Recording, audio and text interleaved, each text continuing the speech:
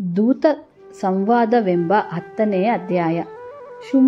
ಶುಂಭಾಸುರನು ದೂತನಾದ ಸುಗ್ರೀವನೆಂಬುವನು ಶುಂಭನನ್ನು ಮದುವೆಯಾಗೆಂದು ದೇವಿಗೆ ಬೋಧಿಸುವುದು. ದೂತನಾದ ಸುಗ್ರೀವ ದೇವಿಗೆ ಖ್ಯಾತನಃ ಮಹಾಶುಂಭು ದೈತನ ಹೋತೋ ಕೈಹಿಡಿ ಎಂದು ಬಹು ಬಗೆಯಿಂದ ಬೋಧಿಸಿದ್ದ.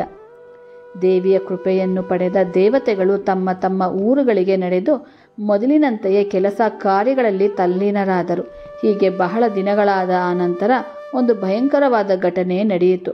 ಅದೇನೆನ್ನಲಿ, ಶುಂಭು ನಿಶುಂಭರೆಂಬ ಭಯಂಕರ ರಾಕ್ಷಸರು ದೇವತೆಗಳ ಪದವಿಯನ್ನು ಕಿತ್ತುಕೊಂಡರು. ಶುಂಭನೆಂಬುವನು ಹಿರಿಯನು, ನಿಶುಂಭವೆಂಬುವನು ಅವನ ತಮ್ಮನ್ನೇ ಪ್ರಧಾನ ಮಂತ್ರಿಯೂ ಆಗಿದ್ದ. ಇವರಿಬ್ಬರು ರಾಜರಿಗೆ ರಾಜರಾಗಿದ್ದರು. ಇವರು ಯಜ್ಞಗಳಲ್ಲಿ ಬಗ ಹಡೆದು ದೇವತೆಗಳನ್ನು ಸದೆಬಡೆದರು. ಸ್ವರ್ಗವನ್ನು ಸ್ವಾಧೀನಪಡಿಸಿಕೊಂಡರು. ರವಿಯ ಅಧಿಕಾರ ಕಿತ್ತುಕೊಂಡು ತಾವೇ ಸೂರ್ಯರಾದರು. ಕುಬೇರ, ಅಗ್ನಿ, ವರುಣ, ಯಮ, ವಾಯವ್ಯ, ನಿರುತಿ ಇವರೆಲ್ಲರ ಅಧಿಕಾರಗಳನ್ನು ಕಿತ್ತುಕೊಂಡು ಇಂದ್ರನನ್ನು ಓಡಿಸಿ ಇಂದ್ರ ಪದವಿಯನ್ನು ಕಿತ್ತುಕೊಂಡು ಮರೆಯತೊಡಗಿದ್ದರು. ಹೀಗೆ ಎಲ್ಲರನ್ನೂ ಹೊಡೆದು ಓಡಿಸಲು ದೇವತೆಗಳೆಲ್ಲರೂ ಒಂದುಗೂಡಿ ತಮ್ಮ ದುಸ್ಥಿತಿಯನ್ನು ಕುರಿತು ಬಹಳ ಯೋಚಿಸತೊಡಗಿದ್ದರು. ಶಿವನ ಬಳಿಗೆ ಹೋದರೆ ಈ ಸಮಸ್ಯೆ ಬಗೆಹರಿಯುವುದು. ದೇವಿಯಲ್ಲದೆ ಬೇರೆ ಯಾರಿಂದಲೂ ಈ ರಾಕ್ಷಸರು ಸಾಯುವುದಿಲ್ಲ. ಈ ರಾಕ್ಷಸರು ಬ್ರಹ್ಮನನ್ನು ಕುರಿತು ತಪಸ್ಸು ಮಾಡಿ ಆತನಿಂದ ಅಮರತ್ವವನ್ನು ಪಡೆದುಕೊಂಡಿದ್ದಾರೆ. ಯಾರಿಂದಲೂ ಮರಣವಾಗದಂತಹ ವರವನ್ನು ಪಡೆದಿದ್ದಾರೆ. ಸ್ತ್ರೀ ಹೊರತಾಗಿ ಬೇರೆ ಯಾರೂ ಇವರನ್ನು ಕೊಲ್ಲಲಾರರು. ಅಂದು ಮಹಿಷಾಸುರನು ಕಾಟವನ್ನು ತಪ್ಪಿಸಲಿಕ್ಕೆಂದು ದೇವಿಯು ಅವನನ್ನು ಕೊಂದಳು. ಇಂದು ಈ ಅಸುರರನ್ನು ಕೊಲ್ಲಲು ದೇವಿಯಿಂದಲ್ಲದೆ ಮತ್ತೆ ಯಾರಿಂದಲೂ ಸಾಧ್ಯವಾಗದು. ನಡೆಯಿರಿ, ಅಲ್ಲಿಗೆ ಹೋಗೋಣ ಎಂದು ತೀರ್ಮಾನ ಮಾಡಿಕೊಂಡು ದೇವತೆಗಳೆಲ್ಲರೂ ಹಿಮಾಚಲಕ್ಕೆ ನಡೆದು ಪರದೇವತೆಯಾದ ಪಾರ್ವತಿಯನ್ನು ಕಂಡರು. ದೇವತೆಗಳೆಲ್ಲರೂ ದೇವಿಗೆ ಸಾಷ್ಟಾಂಗ ನಮಸ್ಕಾರವನ್ನು ಮಾಡಿ ದೇವಿಯನ್ನು ಕುರಿತು, ತಾಯೇ ಹೇಮಾವತಿಯೇ, ಶಾಂಭವಿ, ಶಾಂತೆಯೇ, ಶರ್ವರಿಯೇ, ಸಜ್ಜನರ ಭಯವನ್ನು ಹೋಗಲಾಡಿಸುವ ಮಹಾಮಾತೆ, ನಿರ್ಮಲವಾದ ಪೂರ್ಣ ಬ್ರಹ್ಮಳೆ, ಭಕ್ತರ ಹೃದಯ ಕಮಲದಲ್ಲಿ ನೆಲೆಸಿರುವವಳೆ, ನಮೋ ಮಹಾತಾಯೆ, ಪರಮಯೇ, ಪರಾಂಬೆ, ಶಿವೆ, ರುದ್ರೆಯೇ, ನಿತ್ಯ ಅನಂತಳೆ, ನಿರ್ಮಯೆಯೇ, ಕಾರುಣ್ಯೆ, ಗುಣಗಣಿ, ಶಂಕರಿ, ಭವಾನಿ, ಕಲ್ಯಾಣಿ, ನಮೋ ನಮೋ ತಾಯೆ, ಜ್ಞಾನಿಯೇ, ಸ್ವಯಂ ಸ್ಮರಣಿಯೇ, ಸುಜ್ಞಾನಿಯೇ, ಸೂಕ್ಷ್ಮಳೆ, ಆನಂದೆ, ಸ್ವನಂದಾತ್ಮೆ, ಸುಖರೂಪೆ, ನಿಜ ಶುದ್ಧ ಚಿತ್ತಳೆ, ಮಹತ್ ಚಿತ್ತ ಪ್ರಕಾಶಳೆ, ಕಾತ್ಯಾಯಿನಿ, ನಮೋ ನಮಃ. ಕೃಷ್ಣೆ, ಧ್ರುಮಯೇ, ತೇಜಸ್ವಿನಿ, ಮಹಾಲಕ್ಷ್ಮಿ, ಸರಸ್ವತಿ, ಸ್ವರ್ಗೆಯೇ, ಮಂಗಳೇ, ಈಶ್ವರಿ, ಸದಾತ್ಮೆ, ವೈಷ್ಣವಿ, ನಮೋ ನಮಃ. ನೀನು ವಿಷ್ಣು ರೂಪಿಣಿ, ಮಹಾವಿಷ್ಣು, ಮಾಯೆ, ಪರಬ್ರಹ್ಮೆ, ಪೂರ್ಣಬ್ರಹ್ಮೆ, ಪೂರ್ಣಯೇ, ನೀನು ನಿತ್ಯಯೇ, ನಿಶ್ಚಲೆ, ಓಂಕಾರಿ, ವೈಭವಯುತೆ, ಅಲ್ಲದೆ ನೀನು 3 ಲೋಕಗಳ ಪ್ರತ್ಯಕ್ಷ ರೂಪ. ತಾಯೇ, ನೀನು ಗಂಗಾರೂಪಿಣಿ, ವೇದಾಂಗ ವ್ಯಾಪಿನಿ, ಚಿತ್ತಬಿಂದು, ಚಿದಾಭಸ್ಮೆ, ಚಿಚ್ಚಯೆ, ಸದ್ಬುದ್ಧಿ, ನೀನೇ ದುರ್ಬುದ್ಧಿ, ನೀನೇ ಗಣಪತಿ. ತಾಯೇ, ನಿನಗೆ ನಮಸ್ಕರಿಸುತ್ತಿದ್ದೇವೆ. ತಾಯೇ, ಮಧುಕೈಟಭಾರಿಣಿ, ಮಹಿಷಾಸುರಿ, ಶೌರಿ, ಕಪಾಲಿಯೇ, ಕಾಳರಾತ್ರಿಯೇ, ಹೇ ಮಹಾರಾತ್ರಿ. ತಾಯೇ, ನೀನು ರಕ್ತಾಕ್ಷಿ, ಮಹಾರೌದ್ರಿ, ಜ್ವಾಲೆಯೇ, ಮಹಾಜ್ವಾಲಿನಿ, ಜ್ವಾಲಾಮುಖೆ, ನಮೋ ದೇವಿ. ದೇವಿ, ನೀನು ನಿತ್ಯ ವೀಣ ವಿನೋದೆ, ವಿಸ್ಮಯೆ, ನಿತ್ಯ ಆಗಮ ನಿಗಮಗಳಲ್ಲಿ ಸಂಚರಿಸುವವಳು, ನಿತ್ಯ ನಿರ್ಗುಣನೆ, ನಿತ್ಯೆ, ನಿಶ್ಚಲೆ, ನಿಜ ನಿರ್ವಿಕಾರೆ, ನೀನು ಸರ್ವಕ್ಕೂ ನಿತ್ಯಳಾದವಳು, ಸಾಕ್ಷಿಯಾದವಳು, ನಿತ್ಯ ಮಂಗಳೇ, ನಿಗಮಗಳಿಗೆ ಮಾತ್ರ ಗೋಚರವಾಗುವವಳು, ನೀನೇ ನಿತ್ಯ ವಸ್ತು. ತಾಯೇ, ಲಜ್ಜಿಷ್ಣು ರೂಪೆ, ದಾತ್ರಿ ಸ್ವರೂಪೆ, ಮಾತೃಸ್ವರೂಪೆ, ಭ್ರಾತೃಸ್ವರೂಪೆ, ಭ್ರಾಂತಿ ಸ್ವರೂಪೆ, ಕಾಯ ಸ್ವರೂಪೆ. ತಾಯೇ, ನೀನು ಶಾಂತಿ, ದಾಂತಿ, ಅಕಲ, ಆವರಣ, ಚಿತ್ತ, ದತ್ತ, ಸ್ಮೃತಿ, ಶಕ್ತಿ, ಯುಕ್ತಿ ಮೂಲ, ದಿಷ್ಟ, ಅಚಲ, ಧೃತಿ, ಜಾತಿ, ನೀತಿ, ಈಕ್ಷಣ, ಇಂದ್ರಿಯ, ಅವ್ಯಕ್ತ, ಆಗಮ್ಯ, ದಯೆ, ವೃತ್ತಿ, ಸತ್ಯ, ನೃತ್ಯ, ನಾದ, ಭೂತ, ಖ್ಯಾತ, ಮೃತ್ಯು ಇವುಗಳ ಸ್ವರೂಪಳಾಗಿರುವವರೇ. ದೇವಿ, ನೀನು ವಿಶ್ವರೂಪಿ, ವಿಶ್ವಧಾರಿಣಿ, ಮಹಾವಿಶ್ವ ಸ್ತೋತ್ರಳು, ವಿಶ್ವಚೇಷ್ಟಿಷ್ಟಳು, ಅಶ್ವ, ಗಜ, ಶನಿ, ಪಶು, ಕಸ್ಸರ, ತೃಣ, ಕ್ರಿಮಿ ಇವೆಲ್ಲದರ ಸ್ವರೂಪಳಾಗಿರುವೆ. ನಮ್ಮನ್ನು ಕಾಪಾಡು ಎಂದು ಪ್ರಾರ್ಥಿಸಿದ್ದರು. ಈ ರೀತಿ ದೇವತೆಗಳು ದೇವಿಯ ಸ್ತುತಿಯನ್ನು ಮಾಡಲು ಪಾರ್ವತಿಯು ಕಣ್ಣು ಬಿಟ್ಟು ದೇವತೆಗಳನ್ನು ನೋಡಿದ್ದಳು. ಆನಂತರ ಅವರನ್ನು ಕುರಿತು, ನಿಮಗೇನು ಕಷ್ಟ ಬಂತು, ಎಲ್ಲವನ್ನೂ ಹೇಳಿ ಎಂದಳು. ಆಗ ದೇವತೆಗಳು ಕೈಮುಗಿದು ತಮ್ಮ ಕಥೆಯನ್ನು ಹೇಳತೊಡಗಿದ್ದರು. ದೇವಿ, ಮಹಿಷಾಸುರನ ಹಾವಳಿ ಹೆಚ್ಚಾದಾಗ ನೀನು ಆ ದುಷ್ಟನನ್ನು ಕೊಂದು ನಮ್ಮೆಲ್ಲರನ್ನು ರಕ್ಷಿಸಿ, ಈಗ ಮತ್ತೆ ವಿಪತ್ತು ಬಂದಿದೆ, ರಕ್ಷಿಸಬೇಕು. ನಮ್ಮ ಸ್ಥಾನಗಳನ್ನು ಎಲ್ಲ ಹೋದವು. ರಾಕ್ಷಸರಲ್ಲಿ ಅತ್ಯಂತ ಸಮರ್ಥರಾದ ಶುಂಭರೆಂಬ ಇವರು ದುಷ್ಟರು ದೇವತೆಗಳನ್ನೆಲ್ಲ ಸದೆಬಡಿದು ಓಡಿಸಿ ಸ್ವರ್ಗವನ್ನು ವಶಪಡಿಸಿಕೊಂಡಿದ್ದರು. ಈ ಸೂರ್ಯ, ಚಂದ್ರ, ಅಗ್ನಿ, ಯಮ, ನಿರುತಿ, ವಾಯು ಇವೆಲ್ಲರ ಅಧಿಕಾರಗಳನ್ನು ಕಿತ್ತುಕೊಂಡು ಇಂದ್ರನ ಸಿಂಹಾಸವನ್ನು ಆಕ್ರಮಿಸಿಕೊಂಡರು. ನಮ್ಮೆಲ್ಲರ ವಾಹನಗಳು, ಆಯುಧಗಳು, ಕಾಮಧೇನು, ಕಲ್ಪವೃಕ್ಷ ಮೊದಲಾದವುಗಳೆಲ್ಲ ಅವರ ಕೈವಶವಾಗಿ ನಾವು ಇಂದು ಧೈರ್ಯಹೀನರಾಗಿ ಇಲ್ಲಿಗೆ ಬಂದಿದ್ದೇವೆ. ಆ ದೈತ್ಯರನ್ನು ಕೊಂದು ನಮ್ಮನ್ನು ರಕ್ಷಿಸು ಎಂದರು. ದೇವತೆಗಳ ಪ್ರಾರ್ಥನೆ ಲಾಲಿಸಿ ಪಾರ್ವತಿ ದೇವಿಯು ಅವರೆಲ್ಲರನ್ನು ಈ ಹಿಮಾಲಯದಲ್ಲಿಯೇ ಇರುವಂತೆ ನುಡಿದು ಅವರನ್ನು ಕಳುಹಿಸಿ ಅತ್ಯಂತ ಮೋಹಕವಾದ ಸುಂದರ ರೂಪವನ್ನು ಹೊಂದಿದ್ದಳು. ಅವಳ ಸೌಂದರ್ಯವು ದಶ ದಿಕ್ಕುಗಳನ್ನು ಬೆಳಗಿಸಿತ್ತು. ಅದೇ ಸಮಯದಲ್ಲಿ ದ್ರೋಹಿಗಳಾದ ಶುಂಭರು, ಭೃತ್ಯರಾದ ಚಂಡಮುಂಡರು ಬೇಟೆಯಾಡುತ್ತಾ ಬಂದು ಹಿಮಾಚಲದ ಬಳಿಯಲ್ಲಿದ್ದ ಪಾರ್ವತಿಯನ್ನು ಕಂಡು ಅವಳ ಸೌಂದರ್ಯಕ್ಕೆ ಬೆರಗಾದರು.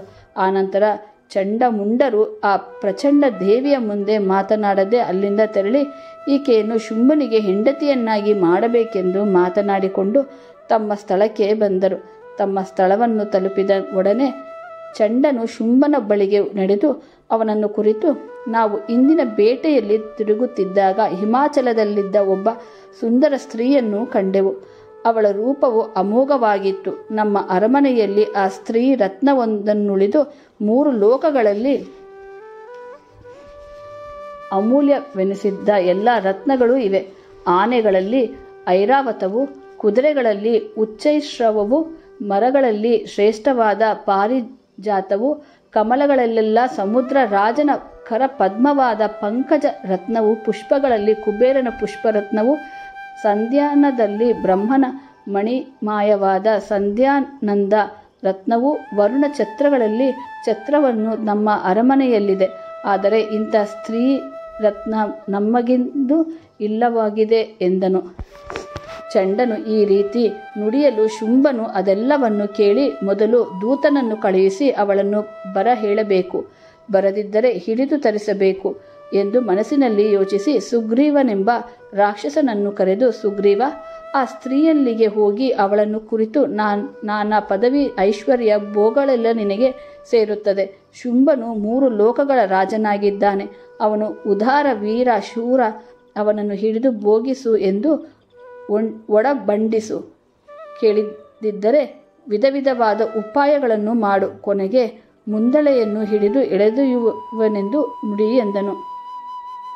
ನನ್ನ ಒಡೆಯನು ನುಡಿದಂತೆ ಸುಗ್ರೀವನು ಅಲ್ಲಿಂದ ಹೊರಟು ಹಿಮಾಚಲವನ್ನು ಸೇರಿ ಅಲ್ಲಿ ಪರದೇವಿಯನ್ನು ಕಂಡು, ಪಾರ್ವತಿಯ ಸೌಂದರ್ಯವು ವರ್ಣಿಸಲಾಸದಳವಾಗಿತ್ತು. ಈಕೆ ಜಗತ್ತನ್ನೇ ಸೃಷ್ಟಿಸಿದ್ದವಳು, ಹರಿಹರರಿಗೆ ಜನ್ಮ ನೀಡಿದ್ದವಳು ಎಂದು ಆಶ್ಚರ್ಯಚಕಿತನಾಗಿ ರಾಕ್ಷಸದೂತನು ಈಕೆಯನ್ನು ಮಾತನಾಡಿಸಿ, ನೋಡುತ್ತೇನೆ, ಅದಕ್ಕೇನು ಉತ್ತರ ಹೇಳುವಳೋ ನೋಡೋಣವೆಂದುಕೊಂಡು ಪಾರ್ವತಿಯನ್ನು ಕುರಿತು, ನೀನು ಯಾರು? ನೀನೊಬ್ಬಳೇ ಈ ಘೋರವಾದ ಕಾಡಿನಲ್ಲಿ ಇರುವುದೇಕೆ? ನಿನ್ನ ಪತಿ ಯಾರು? ಮನುಷ್ಯರೇ ಇಲ್ಲದ ಈ ಸ್ಥಾನದಲ್ಲಿ ಇರಬಹುದೇ? ಇಲ್ಲಿಯೂ ವೃಕ್ಕ, ದಂತಿ, ಸಿಂಹ, ಶರವಗಳು ಆವಳಿ ಬಹಳವಾಗಿದೆ. ಏಳು, ನೀನ್ಯಾರು ಎಂದನು. ಅವನ ಮಾತನ್ನು ಕೇಳಿ ಹಿಮವಂತ ಸುತೆಯಾದ ಪಾರ್ವತಿಯು ಕಣ್ಣು ತೆರೆದು ನೋಡಿ, ನಮ್ಮ ಗೊಡವೆ ನಿನಗೇಕೆ? ನಮ್ಮ ಮಾತು ನಿನಗೇಕೆ? ನಾವು ಕಾಡು ಮನುಷ್ಯರು, ನೀನು ನಡೆ ಇಲ್ಲಿಂದ ಎಂದಳು. ರಾಕ್ಷಸರ ದೂತನಾದ ಸುಗ್ರೀವನು ಅವಳೊಡನೆ ವಿವೇಕದಿಂದ ಮಾತನಾಡಿದ್ದನು. ಅತ್ಯಂತ ಘೋರವಾದ ಈ ಅಡವಿಯಲ್ಲಿ ಒಬ್ಬಳೇ ಇರುವೆಯಲ್ಲ? ಇಲ್ಲಿ ಜನರಾರೂ ಇಲ್ಲದೆ ಅನಾವರತವು ಘೋರ ಮೃಗಗಳ ಓಡಾಡುತ್ತಿವೆಯಲ್ಲ? ನಿನಗೆ ಯಾರೂ ಜೊತೆಗಿಲ್ಲವಲ್ಲ ಎಂದು ದಯೆಯಿಂದ ಕೇಳಿದ್ದರೆ ಅದರಿಂದಾದ ತಪ್ಪೇನು ಎಂದನು. ಅದಕ್ಕೆ ದೇವಿಯು, ನಮ್ಮ ಮೇಲೆ ನಿನಗೆ ಬಹಳ ದಯೆಯು ಉಂಟಾಗಿರುವುದರಿಂದ ನಾವು ಈಗ ಮೌನವಾಗಿರುವುದು ನೀತಿಯಲ್ಲ. ಕೇಳು, ನನ್ನನ್ನು ದೇವಿ ಎನ್ನುತ್ತಾರೆ. ಇಂದಿನವರೆಗೂ ನನಗೆ ಪತಿ ಇಲ್ಲ, ನಾನೊಬ್ಬಳೇ ಇದ್ದೇನೆ. ಈ ಪ್ರಪಂಚದ ಜನಗಳ ಸಂಘವಿಲ್ಲ ನನಗೆ. ಈ ಪರ್ವತ ಪ್ರಾಂತ್ಯದಲ್ಲಿ ಯಾವತ್ತೂ ಇರುತ್ತಿರುವೆನು. ನನ್ನನ್ನು ದುಷ್ಟರೇನು ಮಾಡಬಲ್ಲರು?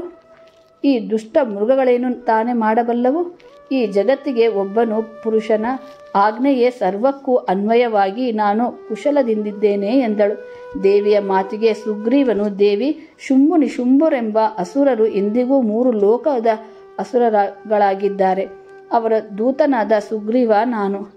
ಈ ಶುಂಭನ ಶೌರ್ಯಕ್ಕೆ 1000 ಮುಖದ ಆದಿಶೇಷನ ಶೌರ್ಯವು ಸಮವಾದುದಲ್ಲ. ಅವನು ಯಜ್ಞದ ಆಹುತಿಗಳನ್ನು ತೆಗೆದುಕೊಂಡನು, ದೇವತೆಗಳನ್ನು ಒಡೆದಟ್ಟಿ ಸಮಸ್ತ ಲೋಕಗಳಿಗೂ ರಾಜನಾಗಿದ್ದಾನೆ. ದೇವತೆಗಳು ದುಃಖದಿಂದ ಅಜ್ಞಾತವಾಸವನ್ನು ಮಾಡುತ್ತಿದ್ದಾರೆ. ಈ ಜಗತ್ತೆಲ್ಲ ನಡೆಯುತ್ತಿರುವುದು ಶುಂಭು ಆಜ್ಞೆಯಿಂದಲೇ. ಅವನೇ ಸೂರ್ಯನಾಗಿ ಬೆಳಗುತ್ತಿದ್ದಾನೆ, ಗಾಳಿಯಾಗಿ ವಿಹಾರಿಸುತ್ತಿದ್ದಾನೆ, ಈ ಪ್ರಪಂಚದಲ್ಲಿ ಅಗ್ನಿಯಾಗಿ ಪ್ರಜ್ವಲಿಸುತ್ತಿದ್ದಾನೆ. ಶಿವನು ಜಡೆಯಲ್ಲಿ ಧರಿಸಿರುವ ಚಂದ್ರನಾಗಿ ಎಲ್ಲ ಕಡೆ ಬೆಳದಿಂಗಳು ಹರಡುತ್ತಾ ನವಗ್ರಹಗಳೇ ತಾನಾಗಿ ಈ ಜಗತ್ತನ್ನು ನಡೆಸುತ್ತಿದ್ದಾನೆ. ಎಲ್ಲರೂ ಅಧಿಕಾರಗಳನ್ನು ವಶಪಡಿಸಿಕೊಂಡು ಸ್ವರ್ಗದ ಇಂದ್ರನನ್ನೇ ಸಿಂಹಾಸನದಿಂದ ನೂಕಿ ಸ್ವರ್ಗ ರಾಜನಾಗಿದ್ದಾನೆ. ಅವರವರ ಕರ್ಮ ಯಾರೇನು ಮಾಡಿಯಾರು? ಶುಂಭನಿಗೆ ಸರ್ವ ಸಂಪತ್ತು ಸೇರಿ ಅವನ ವೈಭವವನ್ನು ವರ್ಣಿಸಲಾರೆ. ಈ 3 ಲೋಕಗಳ ರತ್ನಗಳು ನಮ್ಮಲ್ಲಿ ಬಂದು ಸೇರಿವೆ. ಇಂದ್ರನ ಗಜರತ್ನವೆನಿಸಿದ್ದ ಐರಾವತ, ಕ್ಷೀರಸಮುದ್ರದಲ್ಲಿ ಹುಟ್ಟಿದ ವಾರುಣಿ, ಉಚ್ಚೈಶ್ರವವು ನಮಗೆ ಸೇರಿದೆ. ಅವನು ರತ್ನಮಾಲೆಯಂತೆ ಇದ್ದಾನೆ. ಆ ರತ್ನಮಾಲೆಯಲ್ಲಿ ನಿಶುಂಭನು ನವರತ್ನದಂತಿದ್ದಾನೆ. ಅವನೇ ಶುಂಭನು ತಮ್ಮ. ಅಸಂಖ್ಯಾತ ಆಯುಧಗಳಲ್ಲಿ ಇಂದ್ರನ ವಜ್ರ ಯುದ್ಧವೇ ಶ್ರೇಷ್ಠವಾದುದು. ಅದೇ ನಮ್ಮಲ್ಲಿ ಹೆಚ್ಚಿಗೆ ಹೇಳಲಿ. ದೇವತೆಗಳಿದ್ದ ರತ್ನಗಳು, ಗಂಧರ್ವರು ಅಮೂಲ್ಯ ರತ್ನಗಳು ನಮಗೆ ಸೇರಿವೆ. ಆದರೆ ಸ್ತ್ರೀ ರತ್ನವಾದ ನೀನು ಮಾತ್ರ ನಮ್ಮಲ್ಲಿಲ್ಲವಾಗಿರುವೆ. ಆದ್ದರಿಂದ ಅಮೂಲ್ಯ ರತ್ನಗಳಿಗೆ ಒಡೆಯನಾಗಿರುವ ಶುಂಭನಿಗೆ ಆ ಎಲ್ಲ ರತ್ನಗಳಿಗೂ ಶ್ರೇಷ್ಠಳಾಗಿರುವ ನೀನು ದೊರಕಿದ್ದರೆ ಸರ್ವೈಶ್ವರ್ಯವೆಲ್ಲವೂ ನಿನ್ನದಾಗಿ ನೀನು ಅಸಂಖ್ಯಾತ ಸಾಲು ಸಾಲು ಛತ್ರಗಳ ಸೇವೆಯ ಭಾಗ್ಯಕ್ಕೆ ಅರ್ಹಳಾಗುವೆ. ಶುಂಭನ ಕೈಹಿಡಿ, ನಿನ್ನ ಕೈ ಸಿರಿಯಿಂದ ತುಂಬುತ್ತದೆ. ಈಗ ಯಾವ ಯೋಚನೆಯನ್ನು ಮಾಡದೆ ನನ್ನೊಡನೆ ನಡಿ. ನಿನಗೂ ಶುಂಭನಿಗೂ ಕ್ಷೀರದಲ್ಲಿ ಸಕ್ಕರೆ ಬೆರೆಸಿದಂತೆ ಮಧುರವಾದ ಸಂಬಂಧವಾಗುತ್ತದೆ. ಅವನೇ ನನ್ನನ್ನು ಕಳುಹಿಸಿದ್ದಾನೆ, ಬೇಗನೆ ಕರೆದು ತರಲು ಆಜ್ಞೆ ಮಾಡಿದ್ದಾನೆ. ನಾನು ನಿನ್ನ ಸೇವಕನಾಗಿದ್ದೇನೆ ಎಂದನು. ಸುಗ್ರೀವನ ಮಾತುಗಳನ್ನು ಕೇಳಿ ಯೋಗಿಗಳ ದಾತರೆಯಾದ ಪರದೇವಿಯು ನಸುನಗುತ್ತಾ, ನೀನು ನುಡಿದ ಮಾತು ನಿಜ. ಶುಂಭು ನಿಶುಂಭರೇ ಈ 3 ಲೋಕಕ್ಕೆ ಒಡೆಯರಾಗಿದ್ದಾರೆ. ಅದು ಸುಳ್ಳಲ್ಲ. ಮತ್ತೆ ನನಗಂತೂ ಪರಬದ್ಧವೊಂದಿದೆ, ಅದು ಬಿಡಲಾಲದೋ ಎಂದು ಮಾಡಲಿ. ನಾನು ಅಲ್ಪ ಬುದ್ಧಿಯಿಂದ ಮಾಡಿಕೊಂಡಿರುವ ಶಪಥಕ್ಕೆ ನಿನ್ನ ಜೊತೆ ಬಂದೆನಾದರೆ ಭಂಗ ಬರುವುದು. ಶುಂಭನನ್ನು ಪಡೆದು ಸುಖಿಸುವ ಭಾಗ್ಯ ನನಗಿಲ್ಲ. ನಾನು ಬಹಳ ಅದೃಷ್ಟಹೀನಳಾದವಳು. ಯಾರು ನನ್ನನ್ನು ಯುದ್ಧದಲ್ಲಿ ಹೋರಾಡಿ ಜಯಿಸುವರೋ ಅವರೇ ನನ್ನ ಪತಿ. ಇಂದಿನವರೆಗೆ ರಣದಲ್ಲಿ ನನ್ನನ್ನು ಜಯಿಸಿದ್ದವರು ಯಾರೂ ಇಲ್ಲ. ಇನ್ನು ನನ್ನ ಅದೃಷ್ಟಕ್ಕೆ ಶುಂಭ ನನ್ನನ್ನು ಜಯಿಸುವನೋ ಇಲ್ಲವೋ ಗೊತ್ತಿಲ್ಲ. ನನಗೆ ಪತಿ ಸುಖವು ಭಾಗ್ಯದಲ್ಲಿ ಬರೆದಿದ್ದರೆ ಶುಂಭನು ನನ್ನನ್ನು ಜಯಿಸುತ್ತಾನೆ, ಇಲ್ಲದಿದ್ದರೆ ಇಲ್ಲ. ನನ್ನ ಹಣೆಯ ಬರಹ ಇದ್ದಂತೆ ಆಗುವುದು. ನೀನು ನಡೆ, ನೀನು ನನ್ನ ಹಿತಚಿಂತಕನೆಂಬುದರಲ್ಲಿ ಅನುಮಾನವೇ ಇಲ್ಲ. ನಡೆ, ಹೋಗಿ ಶುಂಭು ನಿಶುಂಭರನ್ನು ಬೆಗೆ ಕರೆದುಕೊಂಡು ಬಾ. ಆಮೇಲೆ ನನಗೂ ಶುಂಭನಿಗೂ ಮದುವೆಯನ್ನು ಮಾಡುವಂತೆಯೇ ಎಂದಳು. ದೇವಿಯ ಮಾತುಗಳನ್ನು ಕೇಳಿ ದೂತನು ಕೋಪದಿಂದ, ಶುಂಭನು 3 ಲೋಕಗಳ ಅರಸ, ನಿಶುಂಭನು ಮಹಾವೀರ, ಎಲ್ಲ ರಾಜರನ್ನು ಗೆದ್ದು ಅರಸರಾದ ಅವರು. ನೀನು ಕರೆದಕ್ಷಣ ನಿನ್ನಲ್ಲಿರುವಲ್ಲಿಗೆ ಬರುವವರೇ. ನೀನೆಲ್ಲಿ ಧೀರ?